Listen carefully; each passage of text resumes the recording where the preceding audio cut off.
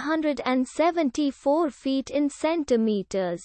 First of all, we need to know the value of 1 foot in centimeters. It's always 1 foot equals 30.48 centimeters. Now we have to multiply 30.48 by 374. Therefore, 374 feet times 30.48 centimeters equals 11,399.52 centimeters. So, in other words, 374 feet equals 11,399.52 centimeters. We hope you have enjoyed this video. Please like and subscribe to our channel for more videos like this.